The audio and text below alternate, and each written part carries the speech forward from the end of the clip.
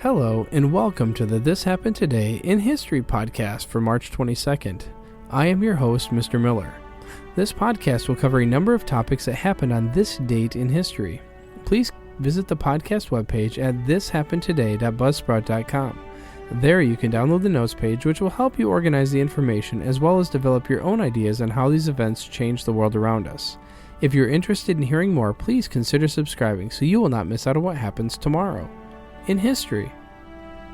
In 2013, the United States FAA announced plans to close 149 air traffic control towers after budget cuts placed strain on the department's budget.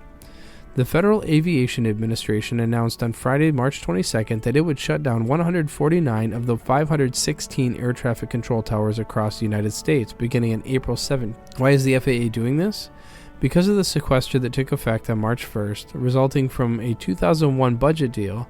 The sequester mandates cuts of $85.4 billion from the federal budget that year and larger cuts in subsequent years. Although cuts were widely publicized as across the board, some divisions of the Department of Transportation were exempted. The FAA will take more than 60% of the sequester cuts for all of the DOT, even though the agency only makes up about 20% of the department's budget. FAA Administrator Michael Huerta testified before the U.S. House of Representatives on February 27th.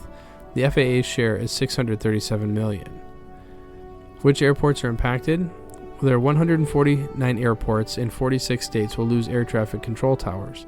These are staffed by contract air traffic controllers employed by companies subcontracted by the FAA, as opposed to controllers who are direct FAA employees. Contractors staff 250 airport towers in the United States. Andrew Lloyd Webber was born on March 22nd in 1948 in Kensington, London, England. He was the son of a violinist and a composer. Andrew Lloyd Webber was encouraged by parents and other family members from an early age in his musical aspirations and studied at the Royal College of Music prior to pursuing his interest in musical theater. Primarily a composer who is also known for his joint work with lyricist Tom Rice, his music includes Joseph and the Amazing Technicolor Dreamcoat, Jesus Christ Superstar, The Likes of Us, Cats, Evita. As you can see from the list, his works have included some of the most financially and successful musicals in the modern era, which have won him Academy Awards, Golden Globes, Grammy Awards, Tony Awards, and many shared with a lyricist who worked on the projects with him. Many of the singles from the musicals have gone on to become top 10 sellers around the world, including Any Dream Will Do, I Don't Know How to Love Him, Don't Cry for Me, Argentina, and The Phantom of the Opera, recorded by various artists. In 1972, the Equal Rights Amendment, which provided for the legal equality of the sexes and prohibited discrimination on the basis of sex, was passed by the U.S. Senate and sent to the states for ratification. The Senate approved an Equal Rights Amendment to the Constitution by the required two-thirds vote. It had cleared the House in October of 71, and after being signed by President Nixon, the path was clear to send it to the states for ratification. The operative clause of the proposed amendment read, "Equality of the rights under the law shall not be denied or abridged by the United States or by any state on account of sex." The House had voted 354 to 24 in favor of the amendment. The Senate, after rejecting an exemption of women from the draft, voted for it 84 to 8. First proposed by the National Women's Political Party in 1923, the ERA was aimed at providing for the legal equality of the sexes and prohibiting discrimination on the basis of sex. More than 4 decades later, the revival of feminism in the late 1960s spurred its introduction into Congress. Hawaii was the first state to ratify what would have been the 27th Amendment, followed by some 30 other states within a year.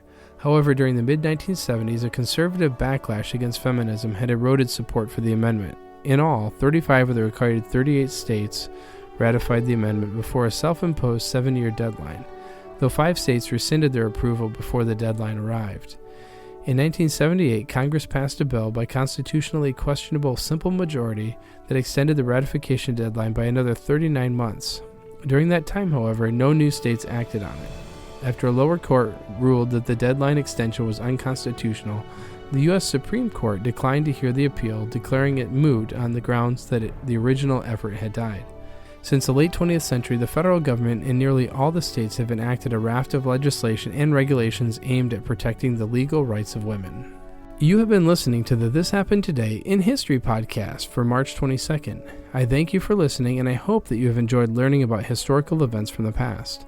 Thank you to the following websites for the information regarding today's topics: thepeopleshistory.com, FAA to close 149 control towers at Forbes.com, the Equal Rights Amendment at Politico.com. The music used as the background track for this podcast is Americana, created by Kevin MacLeod on Incompetech.com. If you enjoyed this information and would like to hear more, please consider subscribing, as this will keep the historical events in your feed in the morning for each day. I hope you have a great day.